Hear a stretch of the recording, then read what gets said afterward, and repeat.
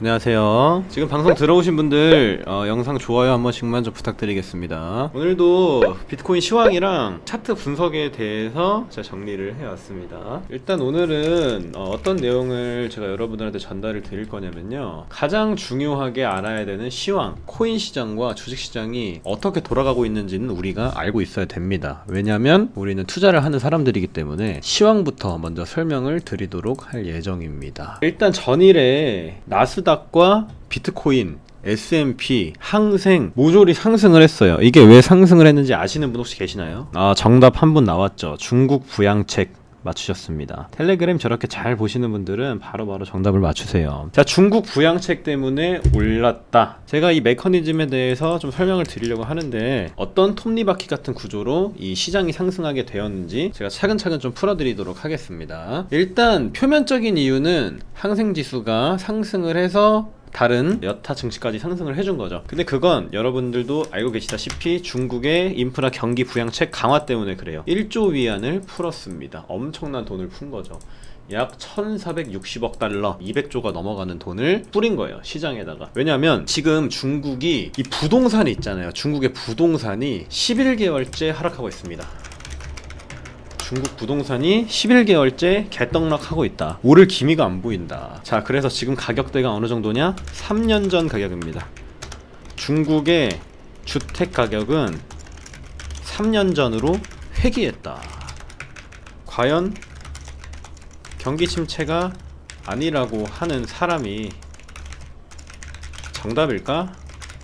라는 부분인 거죠. 자, 일단 중국 부동산 가격이 이렇게 계속 쭉쭉 떨어지고 있는데 한 몫을 더한 친구들이 있어요. 작년 헝다 사태를 필두로 자금난에 시달리고 있다. 헝다가 컸죠, 일단. 그 다음에 코로나19 사태 장기화, 올해 경쟁률 성장 둔화 우려가 커지고 있다. 왜 이 코로나19 사태 장기화가 이어지고 있느냐면 제로 코로나 정책까지 시행을 하고 있기 때문에.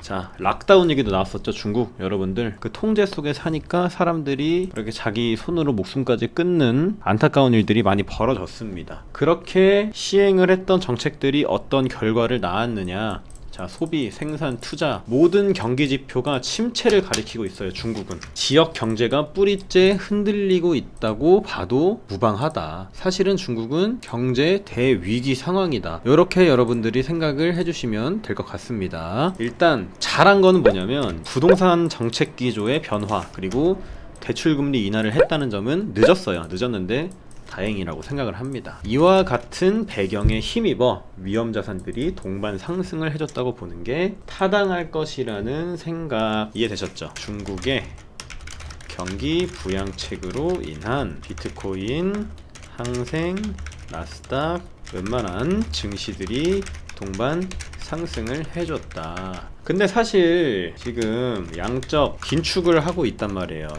양적 긴축을 해야 되는 시대예요. 너무 인플레이션율이 높으니까 돈을 다시 빨아들여야 돼요. 연준에서는 돈을 흡수해야 된다. 시장에 뿌려진 돈이 너무나 많기 때문에 물가 올라가는 거죠. 당연히 시장에 현금이 많으면 많을수록 물가는 올라가는 게 마땅합니다. 시장에 현금이 없으면 없을수록 물가는 내려가게 되겠죠. 디커플링이라고 보시면 돼요. 시장에 있는 유동성, M2라고 그러죠. M2와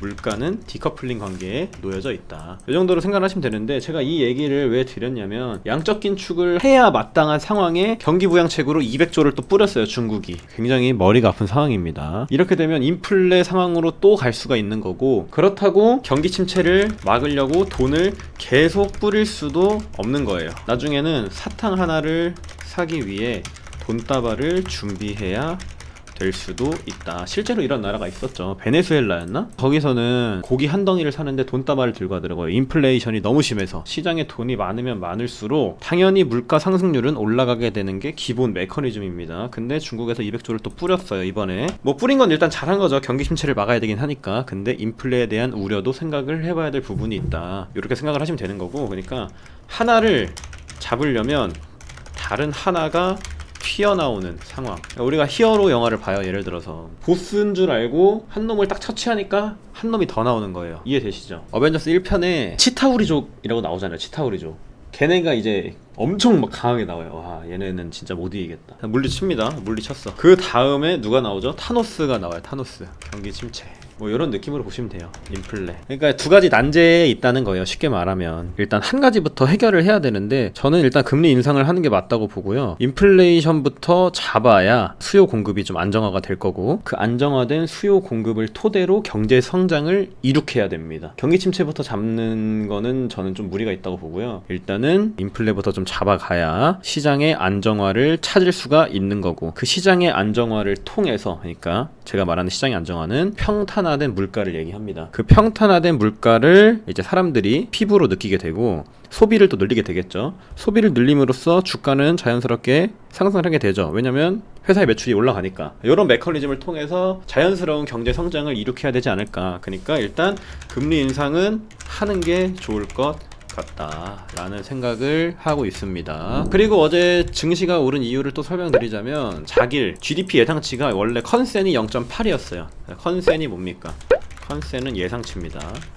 예상치가 0.8이었다. 근데 0.6으로 발표를 했어요. 그러니까 역성장을 한 거죠. 경제가 후퇴를 했어요. 근데 예상했던 것보단 덜 후퇴를 했어요. 그래서 증시가 올랐다. 약간 넌센스한 일이죠, 사실. 기술적으로 2분기 역성장을 하면은 경기 침체로 정의를 합니다. 근데 우리 바이든 형님께서 또 뭐라고 말씀하셨냐면, 강력한 고용시장 등을 근거로 현재는 경기 침체와 거리가 멀다고 말씀을 하셨습니다. 근데 고용시장은 꺾일 수밖에 없어요. 왜 꺾일 수밖에 없는지 아시는 분? 자, 설명드릴게요. 연준이 40년 만에 인플레이션을 잡기 위해서 큰 폭으로 기준금리를 인상할 방침이에요. 인상할 방침. 그래서 고용시장은 꺾일 수밖에 없다. 어떻게 보면은 기업이 돈이 없어서도 비슷한 맥락이 되겠죠. 기준금리를 올리는 게 왜 안 좋을까요? 기준금리를 올리는 게 어떤 점이 안 좋을까요? 금리 인상, 기업 지출 증가, 많은 얘기죠. 자, 부동산 시장 악화, 많은 얘기입니다. 저것도. 기준금리 인상을 하면은 시장 금리가 인상이 돼요. 시장 금리가 오르게 되면 어떻게 된다? 기업의 자금 조달 비용이 증가를 한다. 자금 조달 비용이 증가하면 어떻게 된다? 투자가 감소하죠. 투자가 감소하면 채권 공급이 감소됩니다. 그럼 채권 가격 상승, 요렇게 이어질 수가 있어요. 시장은 단편적으로 이해를 하시는 게 아니라 복합적으로 한 단계 그러니까 다 맞물려 있단 말이에요. 제가 항상 말씀드리는 게, 경제는 어떻게 돌아간다? 톱니바퀴처럼 하나하나 맞물려서 돌아갑니다. 금리 인상이 가져오는 결과는 굉장히 여러 가지고 복합적이고 증권시장에 미치는 영향 또한 지대할 수 있다. 이렇게 생각을 해주시면 될 것 같아요. 어쨌든 무언가 한 가지 이슈나 사건이 벌어졌을 때 그 사건이 가져올 수 있는 여파를 항상 생각을 하시는 게 좋습니다. 우리가 주의해야 될 건 뭐가 있다? 잭슨홀 미팅 예정이 되어 있으니까 변동성 주의를 하시고요. 어제 지표들이 좀 발표가 좀 됐어요. 신규 실업수당 청구 건수, 뭐 GDP 등등등 발표가 됐는데, 경제 성장은 나배드, 근데 물가는 낮아지는 형태가 아닙니다. 그래서 어제 지표들을 종합해서 말씀을 드려보면 그냥 중간치, 이것도 아니고 저것도 아니다. 그래서 우리가 주의 깊게 바라봐야 될 지표는 뭐냐면, 오늘 잭슨홀 미팅을 잘 살펴보시기 바랍니다. 잭슨홀 미팅 때 파월 의장의 입에서 어떤 워딩이 나오는지 그 부분을 잘 체크를 하시면 될 것 같아요. 오늘도 여러 가지 정보를 좀 올려드렸는데, 제가 올려드린 거를 한 번 더 짚어봅시다. 상방 비율을 유지를 하고 있고요. 목표값은 이렇게 잡고 있긴 합니다. 관점 깨지면 올려드릴게요, 이렇게 짚어드렸는데, 제가 관점 깨지는 구간을 아예 잡아드릴게요. 지금 제가 항상 말씀드리는 부분이, 어떤 주식이나 어떤 뭐 코인이나 저점과 고점을 올려나가는 게 좋다고 설명드렸어요. 저점, 고점, 자, 고점, 저점 계속 올려나가고 있죠. 올려나가는 게 중요하다고 설명드렸는데, 지금은 저점이 낮아졌단 말이에요. 한 차례 요 저점에서 요 저점으로 낮아졌다. 그러면 우리가 방향성을 어떻게 잡아야 된다? 새로운 채널을 그어야 된다. 이렇게 설명드렸어요. 자, 요렇게 나오겠죠. 방향성이 저점이 낮아졌으니까 방향은 바뀐 거예요. 모멘텀은 이미 하락이에요. 근데 제가 반등을 말씀드린 이유도, 바닥권에서 거래량이 터져주면서 지켜주는 모습이 나와주고 있기에 얘가 한번 쳐줄 수는 있겠다, 이렇게 말씀을 드린 거였고요. 사실 지금은 쐐기형으로 진행이 되고 있어요. 이렇게 쐐기형은 하락으로 이어지기 굉장히 좋은 패턴 중에 하나입니다. 일단 제가 예상하는 그림은 뭐냐면 이렇게 쐐기형으로 흘러갔다가 밑으로 쑥 빼주고 올라가는 그림, 바닥을 그러니까 요렇게 찍어주는 걸 기대를 일단 하고 있기는 합니다. 일단 상승 관점이 깨지는 구간은 쌍바닥 지지 나왔던 20.7에서 20.8 여기가 깨지면 위험하니까 이 부근 잘 주의 깊게 보시길 바라겠고요. 20.7과 20.8이 깨지는 순간 어떻게 되냐면 이렇게 쭉 나오는 거예요. 한 번 더 여기까지 떨어질 수 있다는 거죠. 충분히 이 19K까지 떨어질 수 있기 때문에 손절을 아예 잡아두는 것도 괜찮겠죠. 이 하단 채널 이탈 나오는 구간이나 그 부분은 뭐 매매자마다 방법이 다를 테니까 여기서 올라가지 못하면, 지지받는 모습이 안 나온다면 아래로 빠질 거고, 아래로 빠지게 된다면 19K까지 열어두시는 게 맞습니다. 일단 19K가 다음 맥점이에요. 이 부분 잘 체크를 해두시길 바라겠습니다. 오히려 요렇게 떨어지면 강반등이 팍 나와요. 세게 팍 나옵니다. 이렇게 훅 떨어지게 돼버리면 그 부분 생각을 잘 해주시면 될 것 같고요. 아직까지 반등 여력은 뭐 남아있기는 합니다. 아직까지는 반등세를 충분히 보여줄 수 있는 모양이기 때문에 그다지 뭐 나쁘다고 말하기도 어려워요. 제가 늘 말씀드리는 게 뭐냐면 바닥권에서 횡보가 길어지면 상승은 나오게 되어 있다, 이렇게 말씀을 드렸어요. 바닥에서 횡보하고 올라가고, 고점에서 횡보하고 내려가고, 바닥에서 횡보하고 올라가고, 고점에서 횡보하고 내려가고, 차트는 요게 반복이거든요. 최대 반복. 단순하게 생각을 하는 거죠. 바닥에서 횡보하고 못 올라가면은 당연히 한 번 더 나오겠구나 생각을 하는 거고, 여기서 횡보를 하고 있으니까 손익비는 좋은 자리죠. 여기서 롱 잡는 것보다 여기서 롱 잡는 게 낫잖아요. 이탈 나오면 자르면 되는 거고, 이렇게 생각을 하시면 될 것 같아요. 12K까지는 안 보고 계신가 보네요. 12K까지 보고 있죠. 여기서 훅 떨어지면 19K 훅 떨어지면 반등 나왔다가 이렇게 가는 거죠. 이 단기적인 방향성만 말씀을 드리는 거예요. 12K는 계속 보고 있습니다. 횡보가 길어지면 올라가는 파동도 더 강해지나요? 당연히 강해집니다. 횡보가 길어지면 길어질수록 올라가는 파동도 강해지고 상승하는 파동도 강해집니다. 자, 봅시다. 횡보가 길어지면 길어질수록 쫙 이렇게 올라가요. 28K에서 뭐야 68K를 갔다고. 엄청난 거죠. 또 횡보가 고점에서 길면 길수록 팍 내려 꽂아버려요. 반토막. 자, 바닥에서 또 봅시다. 횡보가 길면 길수록 상승폭은 이렇게 어마어마해진다. 저점에서 횡보 올라가고, 고점에서 횡보 내려가고, 저점에서 횡보 올라가고, 고점에서 횡보 내려가고, 이게 반복이 되는 거예요. 그냥 계속 반복이 되는 거예요. 물론 저점에서 지금 횡보 또 내려갈 수 있죠. 그렇지만 단기 반등 가능성은 열어두고 있다. 단기 반등은 나왔다가 이렇게 내려가지 않을까? 라고 생각을 하고 있는 거죠, 저는. 이렇게만 이해를 해주시면 될 것 같습니다. 1시간봉으로 살펴보도록 하면 일단은 바닥을 어느 정도 잡아주고 있긴 해요. 근데 모양이 너무 좀 안 이쁘긴 하지. 쐐기형이라 내렸다가 갈 수도 있는 상황이다 정도로 체크를 해주면 될 것 같고, 맥점은 말씀드렸다시피 이 부분이죠. 이 부분 못 지켜주면 비트는 후루룩 밑으로 빠질 수 있습니다. 맥점 꼭 체크를 해두세요. 20.7. 이 CVD라는 거예요. CVD가 뭐냐면 쉽게 말해서 매수세라고 보시면 돼요. 매수세. 얘가 올라가면 매수세가 강한 거고 내려가면 매도가 강한 겁니다. 비트코인이 현물 시장에서는 매도가 높고 선물에선 매수가 높대요. 보시면 이렇게